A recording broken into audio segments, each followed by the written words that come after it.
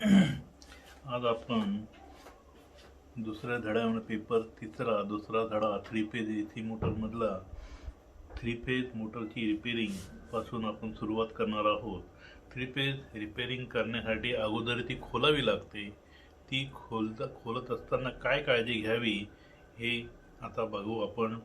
Three phase मोटरची repairing करण्याच्या अगोदर रोटरचे फिरण्याचे तास व बेरिंगचे आयुष्य किती आहे याची नोंद करा.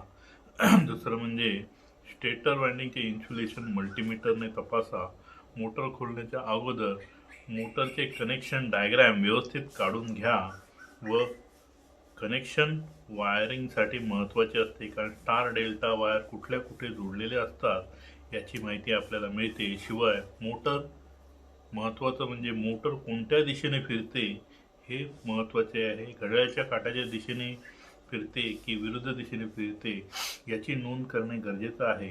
मोटरची रिपेरिंग करण्याच्या अगोदर मोटरचे पार्ट कशा प्रकारे काढावे, एका पाठोपाठ एक काढल्यानंतर ते व्यवस्थित जोडता यायला पाहिजे. जेव्हा जोडताना सर्व पार्ट एका पाठोपाठ एक वर्किंग टेबलवर ठेवले तर परत जोडताना काही त्रास होत नाही. मोटर खोलताना मोटर शाफ्ट वाकडा होणार नाही किंवा कुठलाही पार्ट याची तुटफूट होणार नाही याची खोलणी करताना नेहमी काळजी घ्यावी. चेन ब्लॉक वापरून, म्हणजे खूप मोठ्या कॅपॅसिटीची मोटर असेल तर रोटर काढण्यासाठी चेन ब्लॉक वापरला जातो. कपलिंग व चाब्या त्यानंतर काढाव्या व मोटर सर्व काढून वर्क टेबलवर ठेवावे.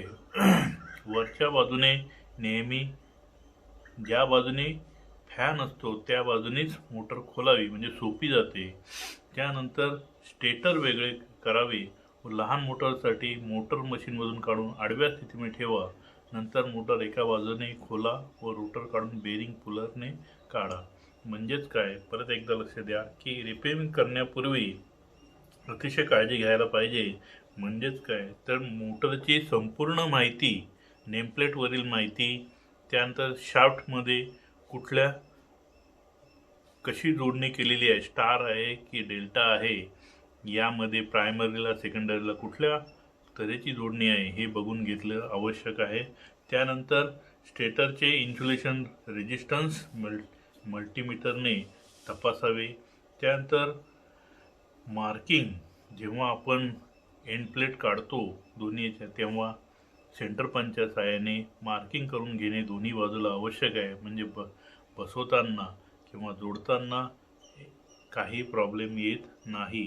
त्यानंतर सर्व कनेक्शनचे डायग्राम काढणं आवश्यक आहे आणि मोटर कोणत्या दिशेने फिरते हे सर्वात महत्त्वाचं आहे.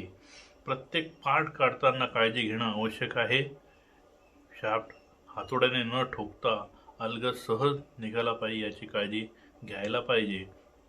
सर्व पार्ट हे वर्क टेबलवर एका पाठोपाठ एक ठेवले की ज्या बाजूने 1 2 3 4 याप्रमाणे आपण ठेवतो त्याच्या विरुद्ध दिशेने जोडणं आवश्यक असतं आणि त्यानुसार आपण अगदी सहजतेने ते बेरिंग पुलरपासून सगळं आपल्याला नीट काढता येतं आणि जोडता सुद्धा येतं.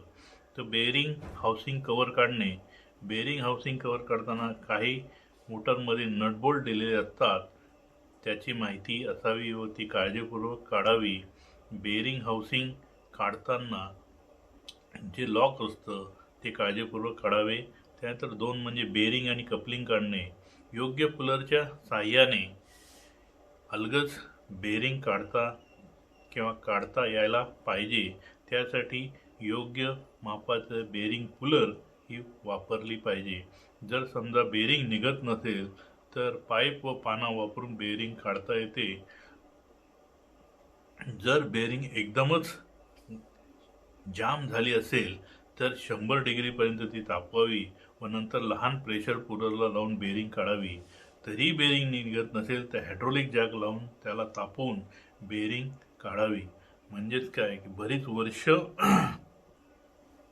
बरीच वर्ष देखभाल केली नसेल किंवा खोलली नसेल त्यावेळी बरेच वर्षानंतर जी मोटर खोलायची असते त्याची बेरिंग काढताना खूपच कसोटी लागते.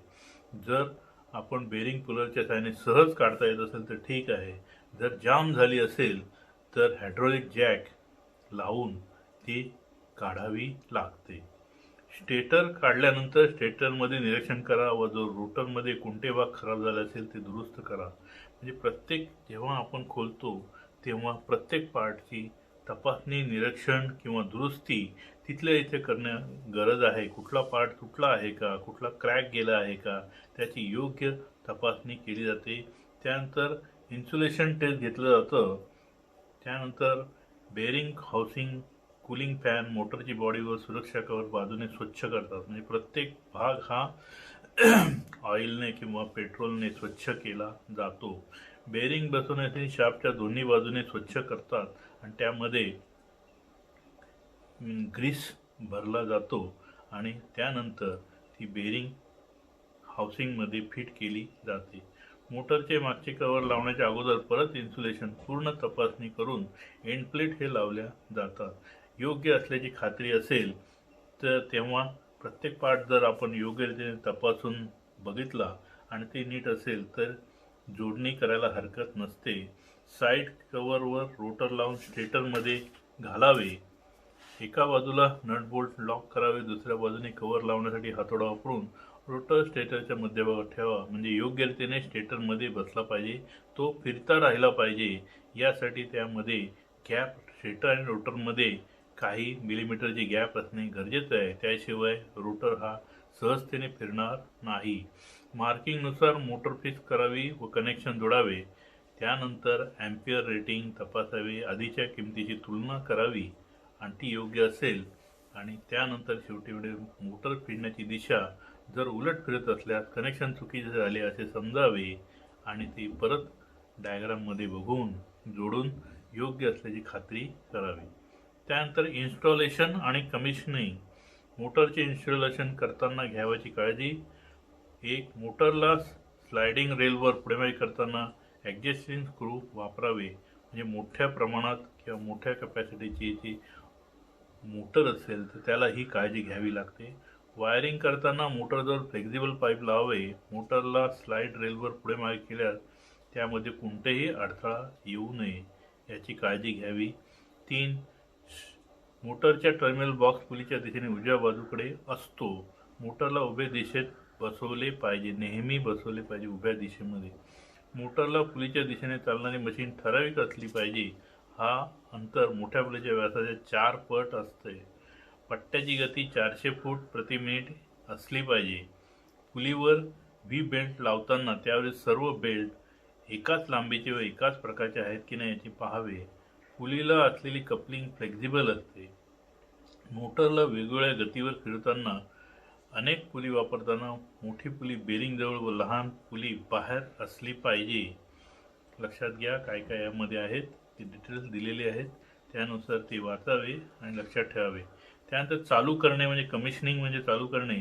जेव्हा कोणत्याही कारखान्याच्या मोटर दुरुस्तीसाठी अशा प्रकारच्या कमिशनिंग सेवा उपलब्ध असतील व तुम्ही त्याचा सेवेचा उपयोग घेत असेल तर उपकरणाच्या कार्याची ट्रबल शूटिंगमध्ये तुम्ही दीर्घकाळासाठी गुंतवणूक केलेली आहे असे समजावे. म्हणजेच दुरुस्तीसाठी प्रत्येक वेळी कारखान्यात जर गेला वेळच्या वेळी जर त्याला मेंटेनन्स केलं तर ती गुंतवणूक दीर्घकाळी आहे असं समजावे. म्हणजेच मोटर ही कंटिन्यूस आपल्याला एफिशियन्सीने किंवा कार्यक्षमतेने कार्य म्हणजे आउटपुट आपल्याला देते. यासाठी अनुभवी कमिशनिंग इंजिनिअरची नेमणूक करताना या सर्व घटकाची माहिती असल्यास मशीनवर काम करणाऱ्या कुशल कामगारांकडून अधिक क्षमतेने काम करून घेता येते. कमिशनिंगचे मुख्य हित. काम फक्त कुशल कामगारांकडूनच करून घेतले जाते. काम सुरक्षित व उच्च दर्जाचे कशा प्रकारे होईल व वेगाने कशा प्रकारे होईल याकडे लक्ष असते. घटकाची प्रमाणित रिपोर्टिंग, रेकॉर्डिंग. वेगवान इन्स्टॉलेशन व कमिशनिंग. कार्याचा दर्जा वाढतो, कार्यक्षमता, सुरक्षा आणि विश्वसनीयता वाढते. परीक्षेत हा प्रश्न येऊ शकतो, कमिशनरचे मुख्य हित कोणते? तर कुशल कामगारांकडूनच ही कामे करून घेतली जातात. काम सुरक्षित आणि उच्च दर्जाचे होईल या वेगाने होईल याकडे म्हणजेच प्रोडक्शन रेट हा वाढला पाहिजे. प्रत्येक घटकाची त्यामध्ये रिपोर्टिंग आणि रेकॉर्डिंग केली जाते. प्रत्येक पार्ट म्हणजे ऑइल किती आहे, झाली मोटरचं स्टेटरची कंडिशन काय आहे, रोटरची कंडिशन काय आहे, बेरिंगची कंडिशन काय आहे, याचं दर दिवसाला रिपोर्टिंग आणि रेकॉर्डिंग केलं जातं. वेगवान इन्स्टॉलेशन आणि कमिशनिंग केल्यामुळे कार्याचा दर्जा वाढतो. कार्यक्षमता, सुरक्षितता आणि विश्वसनीय, सगळ्यात महत्त्वाचे म्हणजे कार्यक्षमता आणि सुरक्षा याचं पर्सेंटेज विश्वसनीयता वाढते आणि त्यामुळे काम करणारा कुशल कामगार हा बिनधास्त काम करू शकतो आणि त्यामुळे त्याचे प्रोडक्शन जे आहे संख्या कुठल्याही वस्तू बनवण्याची ती एकदम वाढते. त्यानंतर मोटरची देखभाल, सर्वात महत्त्वाचं मोटरची देखभाल वेळोवेळी. आता देखभाल कशासाठी, तर कुठलीही मोटर नवीन असताना अतिशय कार्यक्षमतेने चालू राहते, परंतु काही वेळानंतर शेवटी ती मशीन आहे, त्यामधली बेरिंग आवाज करायला लागते किंवा एखादा नटबोल्ट सैल होतो आणि त्याची कार्यक्षमता काय होते, हळूहळू कमी होत जाते. तर जर मोटर ही वेळच्या वेळी आता जर देखभाल केली, वेळच्या वेळी खोलून त्यामध्ये तेल पाणी केलं, म्हणजे बेरिंग नीट आहे का, त्यामध्ये ग्रीस आहे का, ऑइलिंग केलेलं आहे का, इन्सुलेशन पेपर फाटले आहेत का, हे निरीक्षण खोलून केले आणि वेळच्या वेळी जर त्यामध्ये बदल केले तर मोटारीची देखभाल वाढते. यंत्राचे आयुष्य वाढण्यासाठी, कारखान्यातील कार्य सातत्याने चालू ठेवण्यासाठी व कामात खंड पडू नये यासाठी व अपघात टाळण्यासाठी व उत्पादन वाढवण्यासाठी यंत्राची देखभाल करावी लागते. बघा की देखभाल वेळच्या वेळी केली तर काय होतं, यंत्राचं आयुष्य वाढतं. त्यानंतर कारखान्यातील कार्य सातत्याने विना विलंब आणि विना अडथळा सातत्याने चालू राहते, म्हणजे प्रोडक्शन बंद पडत नाही, कामात खंड पडत नाही. त्यामुळे जर कामात मशीन जर बंद पडली तर त्यामध्ये खंड पडून नुकसान वाढते. तसेच काही वेळा ते दोष अचानक निर्माण होतात, ते टाळण्यासाठी आणि अपघात टाळण्यासाठी आणि शेवटी उत्पादन वाढवण्यासाठी यंत्राची देखभाल करावी लागते. कारण मोटरचे या पूर्ण मोटरवर अख्ख्या कारखान्याचं उत्पादन अवलंबून असते. त्यासाठी ते बंद पडू नये आणि ते योग्य तऱ्हेने चालू राहावे, उत्पादन वाढावे, यासाठी मोटारची देखभाल करणे गरजेचं आहे. मान्यताप्राप्त देखभालीचे वेळापत्रक खालीलप्रमाणे आहे. मोटारीची देखभाल दैनिक म्हणजे रोजचं एक मोटरचे लीड्स म्हणजे जोडलेले कनेक्शन आहे त्याचे निरीक्षण करावे. कदाचित ते सैल होतात वापरून ते वेळच्या वेळी नटबोल्टने फिट करावे. तुटले असेल तर परत इन्सुलेशन काढून नीट फिट करावे. अर्थ कनेक्शन सैल झाले असेल किंवा तुटले असेल याचे निरीक्षण करून वेळच्या वेळी ते फिट करावे.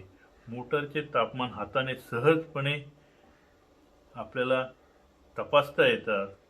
जर जादाच वाटलं तर आपल्या थर्मोमीटरच्या साहाय्याने मोटरचे तापमान हे आपल्याला वापरून समजतं आणि जादा जर झालं तर कुठेतरी गडबड आहे, इन्सुलेशन रेजिस्टन्स कमी होतोय असं लक्षात येतं, मग ती मोटर खोलायला लागते. 4. मेन स्विच स्टार्टर मीटरची तपासणी करावी.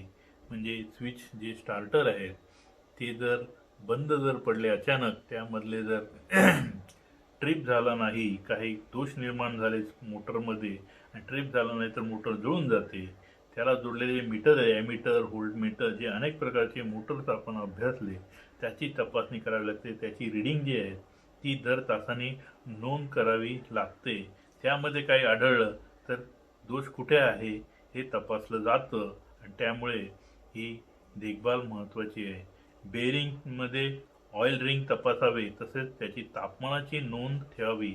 आवश्यक असल्यास बेरिंगमध्ये तेल सोडावे किंवा ग्रीस टाकावे, म्हणजेच विना तक्रार मोटर ही चालू राहते. एंड फ्लेंसचे नटबोल्ट कुठे सैल वगैरे झाले असतील तर रोजच्या रोज फिट करायला पाहिजे. त्यानंतर 2. साप्ताहिक देखभाल.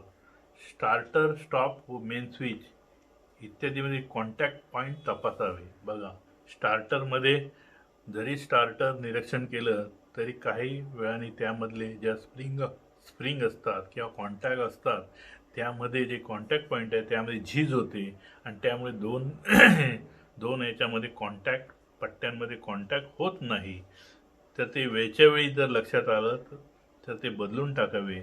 जळलेली किंवा अर्धवट तुटलेली कॉन्टॅक्ट, खराब झालेली कॉन्टॅक्ट त्वरित बदलावी. यासाठी साप्ताहिक देखभाल ही आवश्यक आहे. 2.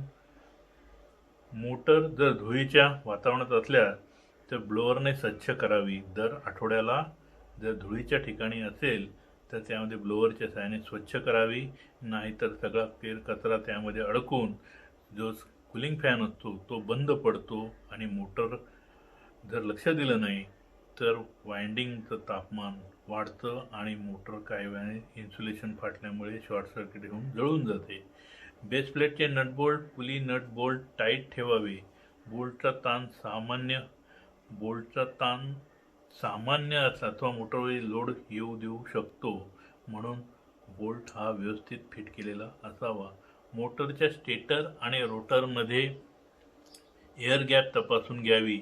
जर ती एअर गॅप जादा झाली तर त्याची कार्यक्षमता कमी होते मोटरची. त्यासाठी एअर गॅप नीट तपासून घ्यावी. त्याचीसुद्धा नोंद ठेवली जाते.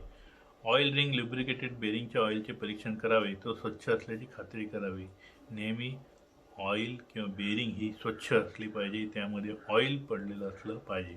त्यानंतर 3 म्हणजे मासिक देखभाल. मेन स्विच स्टार्टर कॉन्टॅक्ट मोकळ्या करून तपासावे. आवश्यक असल्यास बदलावे. दर महिन्यानी कंप्लीट मेन स्विच स्टार्टर सर्व खोलून कंट्रोलिंग सिस्टीम खोलून तपासावे. आवश्यकता असल्यास ते त्वरित बदलावे. खराब व्हायला आले असेल तरी ते बदलावे. 2. ऑइल सर्किट ब्रेकरचे निरीक्षण करावे व तेलाने स्वच्छ करावे. ऑइल सर्किट ब्रेकर म्हणजे कॉन्टॅक्ट वगैरे जे असतात ते स्वच्छ करावे. 3. ब्रश होल्डर बाहेर काढून पाहावे व स्वच्छ करावे. यामध्ये स्प्रिंगचे ताण म्हणजे जे कार्बनपासून बनलेले ब्रश आहे त्याचा कॉन्टॅक्ट कॉम्युटेटरला होण्यासाठी स्प्रिंगमधला ताण किती आहे हे महत्त्वाचं आहे. ते जर कमी झालं तर कार्बन ब्रशचं कॉन्टॅक्ट कॉम्युटेटरला होत नाही आणि मोटर बंद पडते. त्यासाठी जर ब्रश तुटलेले असतील किंवा स्प्रिंगचा ताण कमी झाला असेल तर स्प्रिंग ही बदलायला लागते. 4. कंट्रोल सिस्टीम आहे त्याची पूर्ण तपासणी करावी. 5. धुळीच्या जागी वापरलेल्या मोटरमध्ये हाय स्पीड बेरिंगचे ऑइल दर महिन्याला कंपल्सरी बदलावे. स्लिप रिंग इंडक्शन मोटरमध्ये ब्रशेसचा पृष्ठभाग तपासून पाहावा, कारण ब्रश काही वेळा घासून एकाच बाजूला फक्त झिजतात, त्यामुळे कॉन्टॅक्ट होत नाही, तर ते त्वरित बदलावे. त्यानंतर 4. 6 देखभाल. मोटरची वाइंडिंग तपासावी व स्वच्छ करावी. म्हणजेच मोटर खोलून वाइंडिंग तपासावी व स्वच्छ करावी, कारण त्यावर जर इन्सुलेशन असेल किंवा वॉर्निश असेल तर ते कमी पडलं असेल तर ते वॉर्निश टाकावे. रोलर व बॉल बेरिंगमधील ग्रीस व ऑइल तपासावे व त्याला फ्री करावे, म्हणजे स्वच्छ करून त्यामध्ये नवीन ग्रीस किंवा ऑइल टाकावे. स्लिप रिंग मोटरची तपासणी करून त्यांना खाच पडलेली नाही याची खात्री करावी. स्लिप रिंग मोटरची तपासणी करून त्यांना खाच पडलेली नाही याची खात्री करावी. 5. ऑइल बेरिंग कंट्रोल पेट्रोल किंवा रॉकेलने स्वच्छ करावे व नंतर नवीन ऑइल त्यामध्ये भरावे. बघा की ऑइल बेरिंग जे बेरिंगमधलं ऑइल आहे ते पेट्रोल किंवा रॉकेलने स्वच्छ करावे. वापरून ते तेल त्याची कॅपॅसिटी कमी होते, ग्रीसची कॅपॅसिटी कमी होते व ती संपूर्ण बेरिंग पेट्रोल किंवा रॉकेलने स्वच्छ करावे व त्यामध्ये नवीन ऑइल भरावे. 5. वार्षिक देखभाल. मोटर संपूर्ण खोलून मोटरची ओव्हर ऑइलिंग करावी. अर्थ रेजिस्टन्स मोजावे. मोटर वाइंडिंगचे जे दोष आहेत, ओपन सर्किट, शॉर्ट सर्किट, अर्थ टेस्ट संपूर्ण टेस्ट करावी. वाइंडिंगला नवीन वॉर्निश चढवावे. वाइंडिंग ही जे वॉर्निश असतं त्याची कॅपॅसिटी वर्षानंतर कमी होते, तर त्यामध्ये नवीन वॉर्निश टाकावे किंवा चढवावे. 5. मोटर वाइंडिंगच्या इन्सुलेशन रेजिस्टन्स तपासावे, हे सगळ्यात महत्त्वाचं. त्यानंतर बेरिंग किट तपासावी, त्यामधलं ऑइल किंवा ग्रीसिंग जे आवश्यक असेल ते करावेच. जुने ऑइल किंवा ग्रीस हे काढून टाकावे व नवीन भरावे. स्टेटर आणि रोटरमधील एअर गॅप तपासावी. स्टार्टरचे ऑइल तपासावे, ओलसर असल्यास नवीन ऑइल टाकावे. ऑइल सर्किट ब्रेकरचे पॉईंट तपासावे. सर्किट ब्रेकर हा महत्त्वाचा आहे, कारण मोटरमध्ये काही दोष निर्माण झाल्यास सर्किट ब्रेक व्हायला पाहिजे. त्यासाठी त्यामधली संपूर्ण तपासणी करून आवश्यक तिथे दुरुस्त करून घ्यावे लागतात. 10. मोटरचे कॉन्टॅक्ट पॉईंट तपासावे. घासलेले, जळलेले, तुटलेले कॉन्टॅक्टसाठी नवीन कॉन्टॅक्टचा उपयोग करावा. शेवटी सगळ्यात मध्ये मोटरचे कॉन्टॅक्ट जे आहेत, वाइंडिंगचे कॉन्टॅक्ट आहे, स्टार्टरचे कॉन्टॅक्ट आहे, त्यानंतर बेरिंग किटचे जे आहे त्यांची संपूर्ण तपासणी करून जर घासलेले तुटलेले असतील तर ते बदलून टाकावे. त्यानंतर 3 फेज मोटरमधील ट्रबल शूटिंग म्हणजे दोष. मोटर चालू होत नाही याला कारण पहिलं म्हणजे सप्लाय व्होल्टेज नसेल किंवा वीज नसेल, हे सगळ्यात महत्त्वाचं. वीजच नसेल तर मोटर चालू होऊ शकणार नाही. किंवा डिम लाईट असेल म्हणजे सप्लाय व्होल्टेज कमी असेल. फ्यूज निघालेला असेल किंवा जळलेला असेल म्हणजे दुसरं काय तपासायचं, फ्यूज तपासणी करावी. त्यानंतर मोटरचा एक फेज ओपन असेल म्हणजेच काय तर सिरीज टेस्ट लॅम्पच्या सहाय्याने, अर्थात मोटर बंद करून फेज ओपन आहे की नाही म्हणजे कंटिन्यू टेस्ट घेऊन वाइंडिंगची एक फेज गेला आहे की नाही ते बघावे. बेरिंग जाम असेल, बराच वर्ष वापरून गेल्यानंतर, बऱ्याच वेळ वापरून गेल्यानंतर बेरिंगमधलं ऑइल किंवा ग्रीस हे काय होतं, त्याची कॅपॅसिटी संपते आणि ते घट्ट होतं, कडक होतं, त्यामुळे बेरिंग फिरत नाही. यासाठी त्यामुळे मोटर चालू होत नाही. मोटरवर लोड जादा असेल तर एकाएकी समजा लिफ्टमध्ये समजा 4 माणसाची कॅपॅसिटी असेल आणि त्यामध्ये 7-8 माणसं भरली असतील अचानक, तर मोटर चालू होत नाही, मोटर ही जळून जाऊ शकते. 6. कॉईल किंवा कॉईल ग्रुप शॉर्ट असतील ते तपासावे.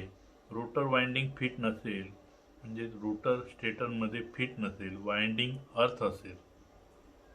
सिरीज टेस्ट लॅम्पच्याने अर्थिंग आपण टेस्ट करू शकतो.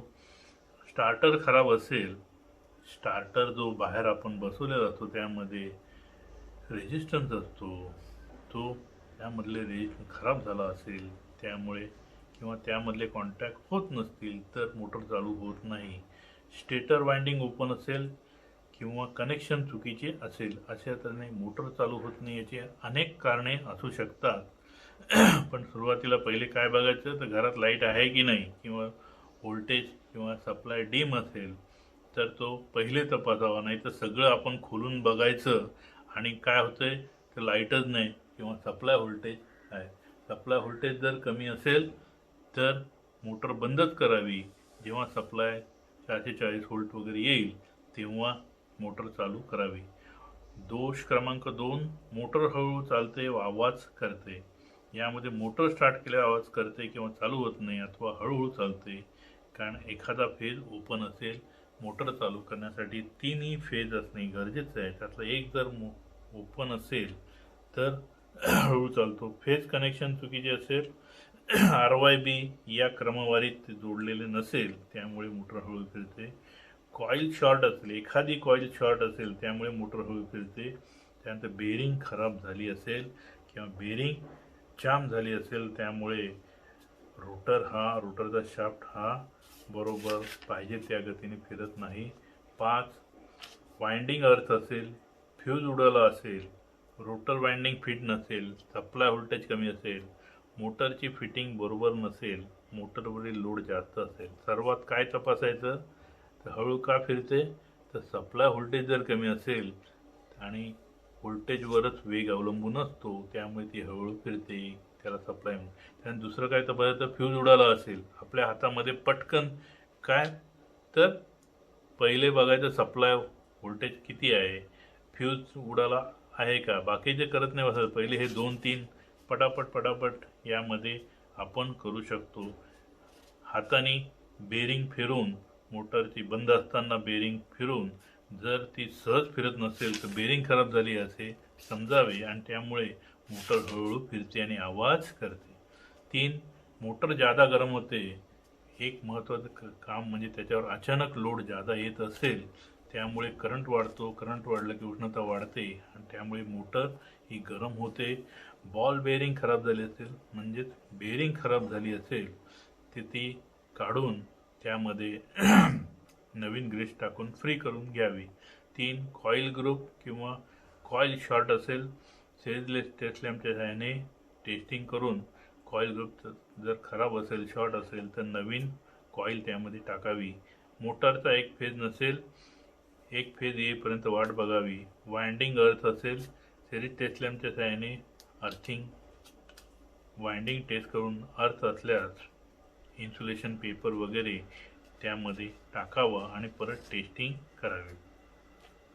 त्यानंतर यामध्ये अनेक प्रकार यामध्ये दिलेले आहेत. दोषाचे उपाय दिलेले आहेत. मी पटापट तुम्हाला सांगितले की कारण त्याबरोबर तुम्हाला मी दोषसुद्धा त्या कारणे सांगितलेले आहे आणि त्यामुळे हे काही टाकण्याची गरज नाही. यामध्ये प्रश्न फारसा पडणार नाही.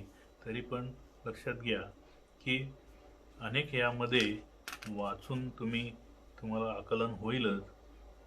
यामध्ये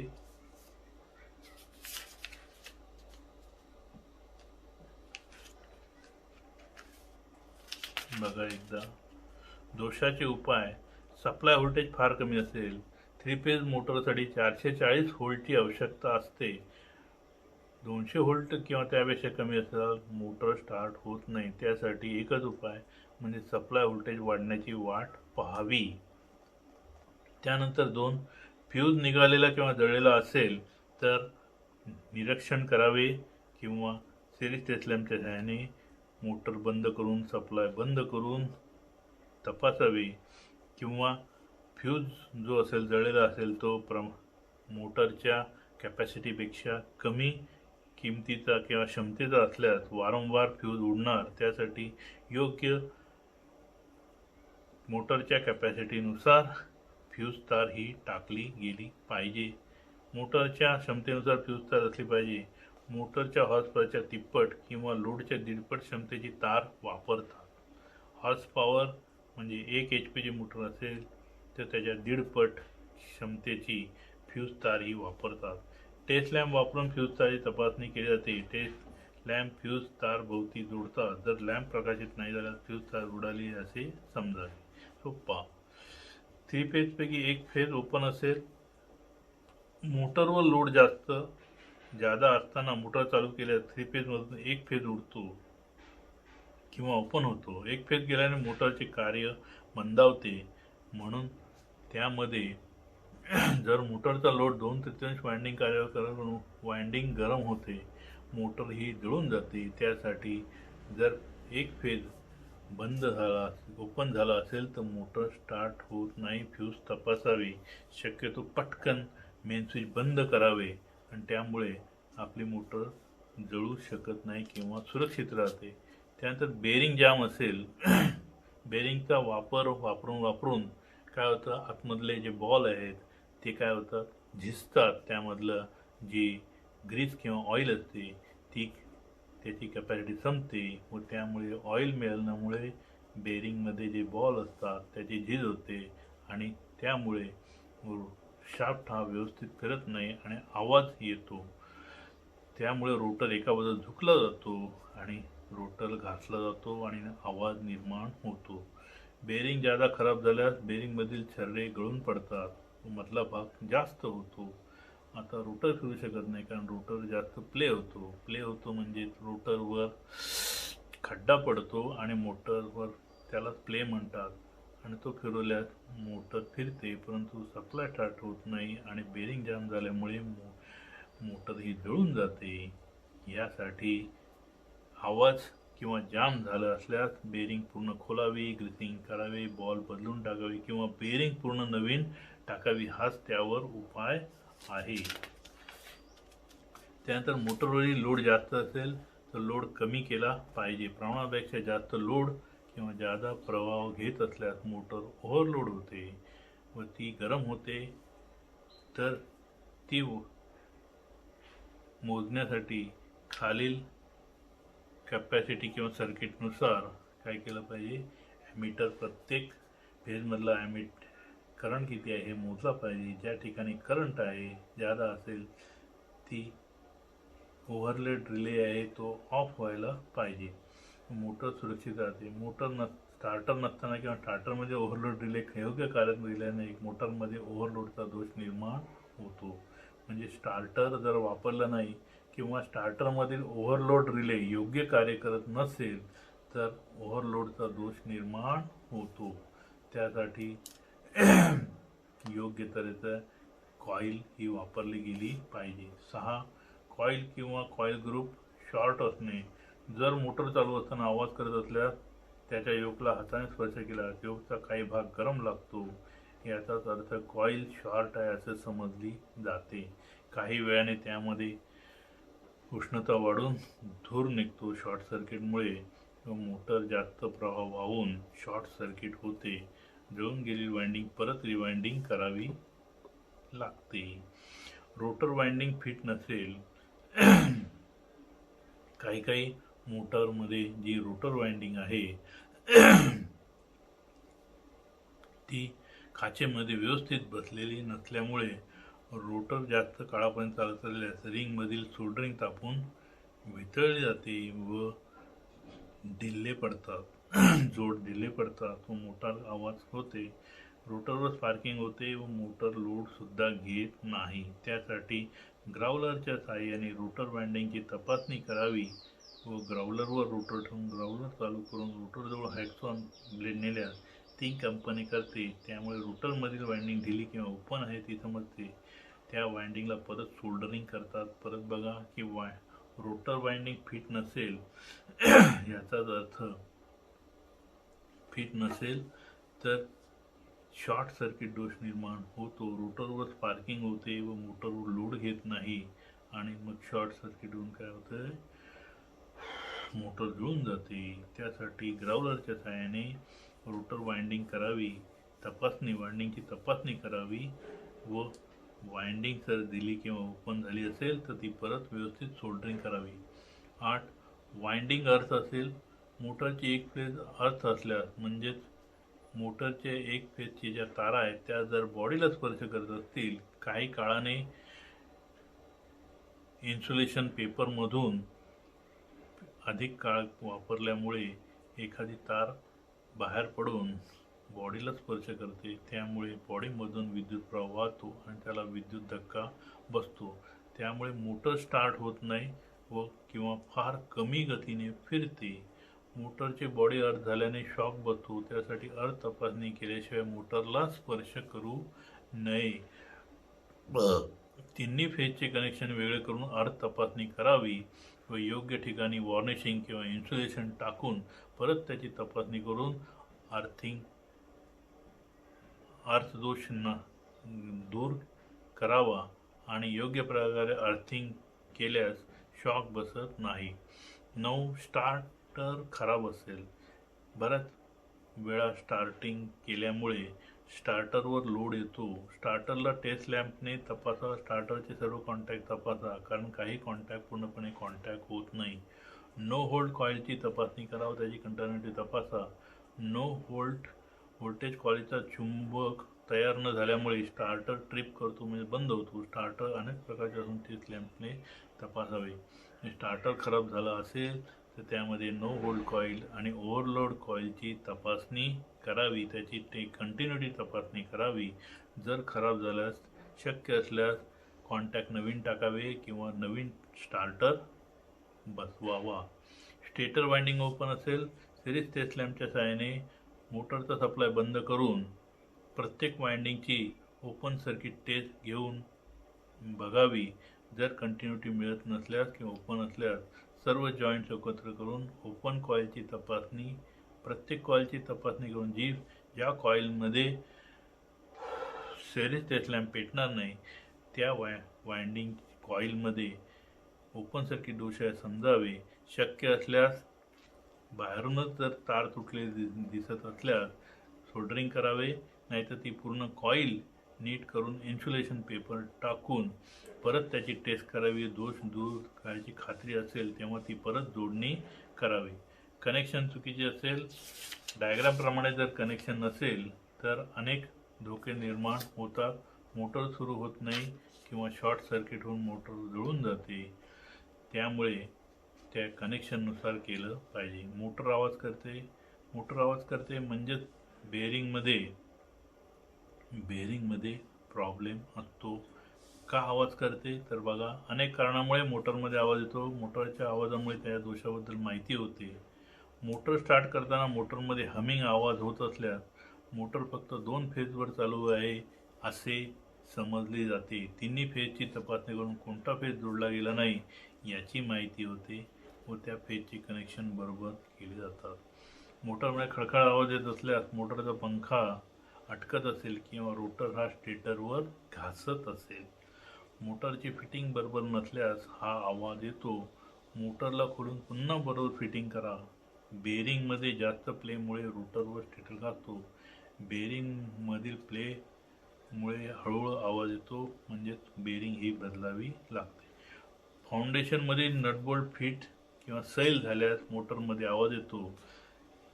हा दोष आपल्याला लगेच समजतो. नटबोल्ट फिट करून मोटरची कंपनी बंद करू शकतो. मोटर कंपनी करतो. मोटरचे रोटर बॅलन्स नसल्यास मोटर कंपनी करते. म्हणजे रोटर हा बॅलन्स पाहिजे.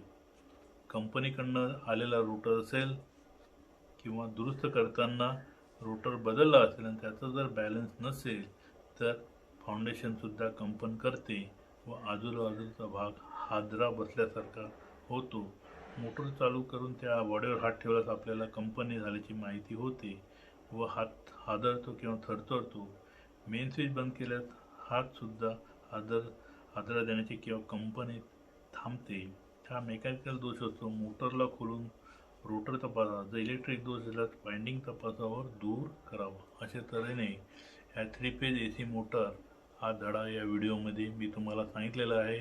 तो 2-3 वेळा तुम्ही जरूर ऐका आणि काही प्रॉब्लेम असेल तर मला डायरेक्ट फोन करून विचारा.